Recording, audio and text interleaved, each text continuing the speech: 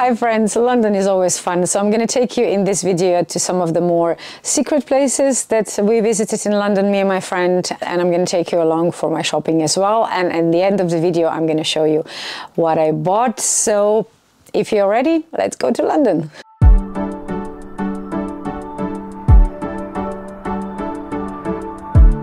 I lived in London for quite a long time. My friend has been to London a lot of times as well. So we have both seen most of the main tourist attractions there. So we didn't visit any of the usual sites, but we wanted to do something different to discover certain parts that either we haven't been there before or it's a new thing that hasn't been there the last time we were there. So I haven't been to London since 2018.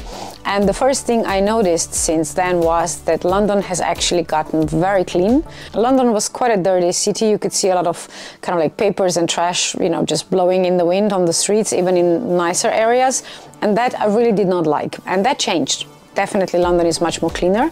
I also think the air is different. So I think whatever they're doing to kind of stop people driving in central London, it does make a difference. I mean, I lived there for years. I've went back and forth a lot of times, so I know the city pretty well, and I definitely notice a difference. So in that respect, well done.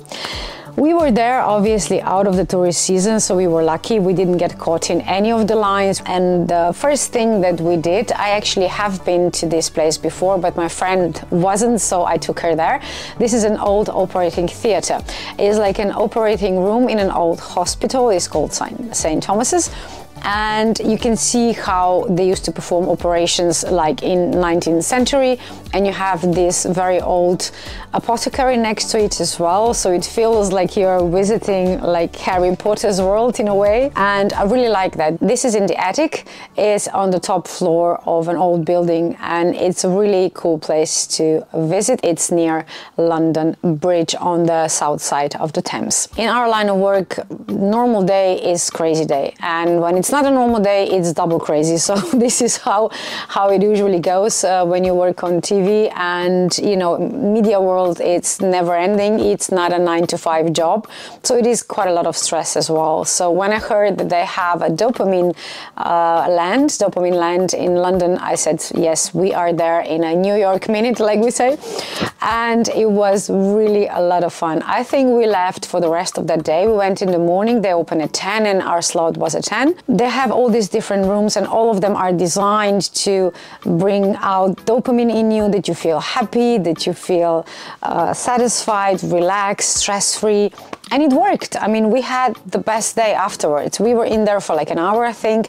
And one of the things that I was the most happy about is this ball pit, because this is obviously meant for children. Whenever you see this in shopping centers or on playgrounds, of course, adults cannot go in there because, you know, you could probably get arrested or something. But I always like jumping around in this ball pit. And here you actually can, because it's built for families. So it's adults and kids.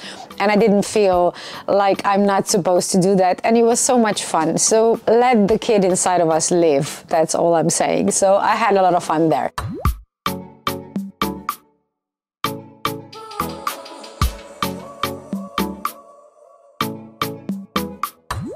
So there's a lot of stairs to get up here, but it's definitely worth it. The view is pretty cool. I don't like London Eye, but you know, you need some views. So what I would do, I would take all of my friends who haven't been to London before or haven't been to that particular location. I would take them to the upper walkways of Tower Bridge, because there you would have pretty much the same views. You have two walkways and you have like a museum on the way up and down. You can see different things through history, how they built Tower Bridge. And you know, you have stories about people who live there, who work there. So it's definitely a nice place to see, even just for the history part, let alone for the views. But for the next segment, I'm going to warn you, if you are afraid of heights, skip ahead about 20 seconds.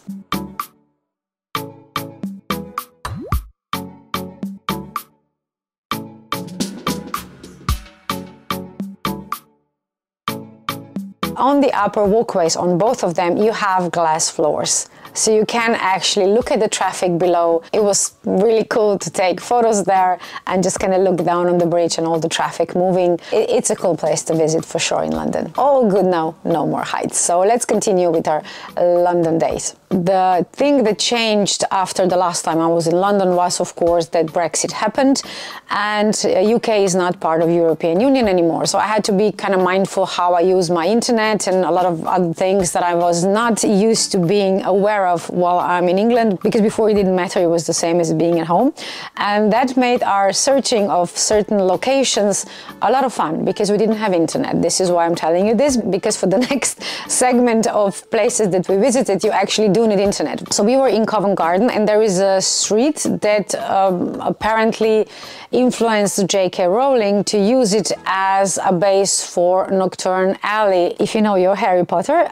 And we went to a lot of cafes, you know, have a lot of coffee, which was not a problem because we love our coffee too, and tried to log on to their Wi-Fi and, you know, search the area where exactly the location that we wanted to find was. And for this particular alley, it showed us that we are 28 meters away from it and we couldn't find it because we couldn't use, you know, Google Maps, because the second we stepped out of the cafe, the Wi-Fi stopped working.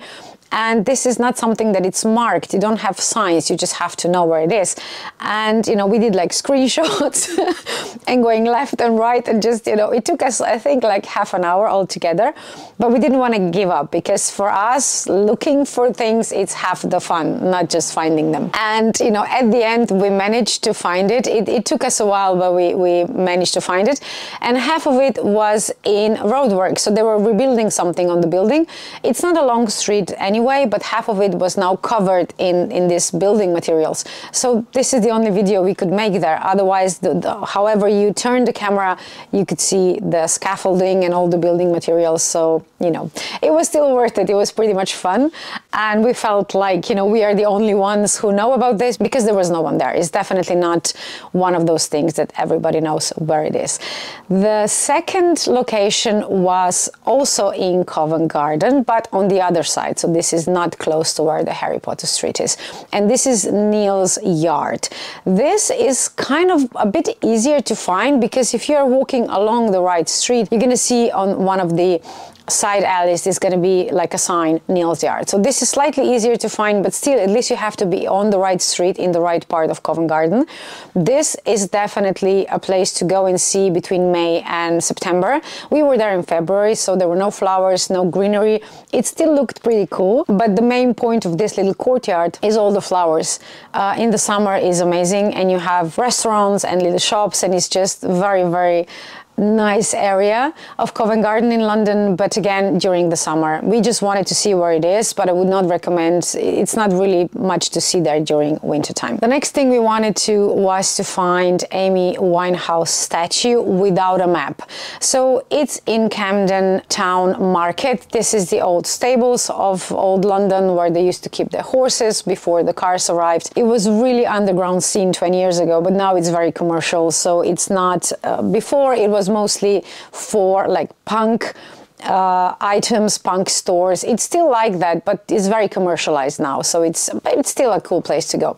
But for us, the goal was to find her statue without a map. We didn't look up where exactly the statue is in the market. And, you know, this is not a small market. It's a very labyrinth-like. You're going to get out somewhere eventually, but it's very tricky. And we were just walking around, going to different stores. We had something to eat. We had coffee, of course.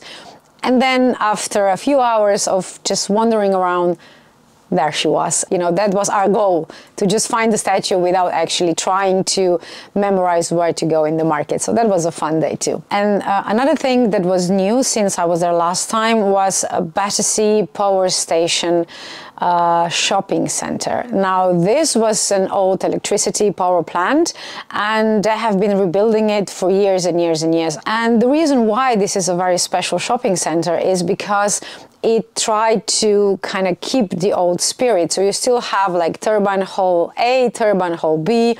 The cafe there is called Generator. You will have a lot of things that will remind you that this is an actual old power plant. We had drinks, and it was during the Lights Festival. So you would get like a neon light with your menu, and the menu would be blank, and you would shine a light on it, and it will show you what the special cocktail is. And this is the cocktail when it arrives. It's in light bulb. It's not an actual light bulb, obviously, but it looks like it. And when you shine a light on that cocktail as well, it turns color. I could not film that because on camera it didn't show as well as with, you know, your eyes, but you could see really different colors in there. So there was a lot of fun going there. Now, as for the shopping, I'm going to take you now back to the Covent Garden, because this is where my mothership is based, and I'm of course talking about Missoma. I cannot believe that finally I was able to go to their first and only store so far. The ladies there were amazing. We chatted like we knew each other for years. I have been in love with Missoma for years and years and years, and I cannot leave that store without actually getting something. So I wanted to have at least one piece that it's from the store and not ordered online. So first I'm going to show you this necklace. This is Harris Reed in good hands. I love Harris Reed, by the way. I think he is the most amazing guy ever, and I would die if I actually met him in person. And this is the necklace that I got from the webpage of Missoma, and now in the store I got a bracelet to match. And the difference why I'm showing you both is that on the necklace the hands are fixed. So this will look really nice on your neck. It's going to stay like this. And this is why I didn't want to order the necklace online, because I was sure it's going to be the same thing, that this will be fixed. And then I wasn't sure if I like that on my wrist as a bracelet. But smart thinking, this actually, as you can see, this actually moves.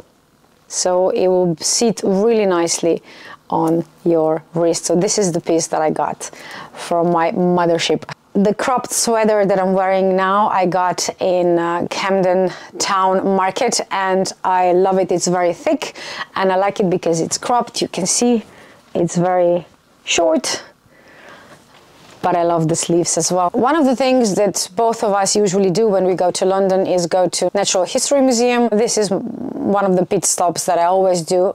It doesn't matter how many times I've been in there, I always go again because I just love that museum so much. And we went to V&A, which is another museum that I love going into no matter how many times. Now, afterwards, we went to self-portrait. So I have a few dresses on my wish list on different sites from My Teresa and Farfetch. And I wasn't sure which size to get, because with self-portrait I have size 6, size 8, size 10, size 12. Okay, and this is all in the last 2 years, because it's such a different dresses that if you are not totally skinny without any curves, you're gonna vary a lot in sizes. At least this is my experience with self-portrait. And I don't want to just, you know, buy them and return them. I want to make sure to get the right size, and at least and also check how they're gonna fit me, because some of the dresses I'm not sure how they're gonna look on me. And they luckily had this short blue one. Disregard the shoes, because obviously I would not wear this dress with this biker boots, but this is what I was wearing when I was walking around London, so I didn't actually bring my high heels. So this dress is definitely a no, but the red one, it's absolutely yes. And fun fact, in the red dress I'm size 8, in the blue I am size 10. I guess it's got to do something with the buttons, how they open and close, and the red one obviously doesn't have buttons. And the last item of shopping is House of CB. I have been buying dresses there for quite a while as well. I think my first one was like, I don't know, 4 years ago probably, or something like that, maybe even 5. And I like their dresses, especially the ones that are not really low cut, because this is the thing with House of CB. They have great materials, they have great dresses, but so many of them are really deep plunge necklines, and I don't like that. So a lot of dresses I cannot buy, but whenever I find something that is actually not a plunge neckline, obviously I'm gonna grab it. So I tried 2 different dresses there, and I was debating for this one if I would take it and just kind of fix this neckline and just maybe sew it together or something. But at the end I decided not to get it, because I think if I would change the neckline it will look completely different, especially in the shoulders. So then the design would not be the same, so I decided not to. This one that I was trying on I really liked. I mean, the lighting in the dressing room of House of CB is horrible. It's very difficult to make a nice video. That's why I only did just short clips, because whatever I tried to film it looked horrible, but it was not. In the mirror it looks nice, but just because of the lighting it's not a perfect situation to film.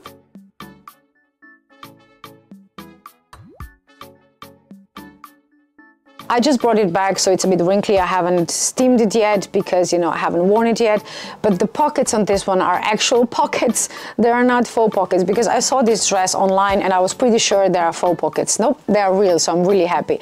So this dress, if you are on TikTok, you're gonna know all about it. Apparently, it's like a viral hit. But the dress that you will see on TikTok and other media and other, like on Instagram, is the shorter version. It's 5 centimeters shorter than mine. So I don't like dresses to be too short, and the original short version of this is definitely too short. If you're buying online, just, you know, click 5 centimeters longer if you would like this longer version as well. This dress is amazing. The way it cinches you in the waist, I'm size S.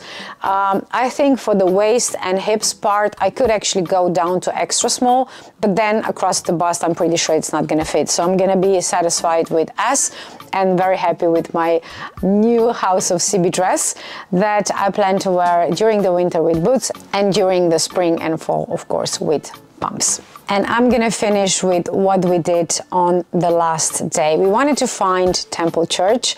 This is the church that was also mentioned in the Da Vinci's Code, if you remember the Dan Brown literally hit from years ago. And the fun thing is, again, if you have internet, if you have navigation, no problem, you're gonna find it within 5 minutes when you go to the right part of London. But if you do not, which we did not, it will take you a while. It was so much fun, because you have to go through 3 buildings, and then you go through 1 courtyard, and then you go down some stairs and another courtyard. It feels like you are in a film searching for something. It's really well hidden.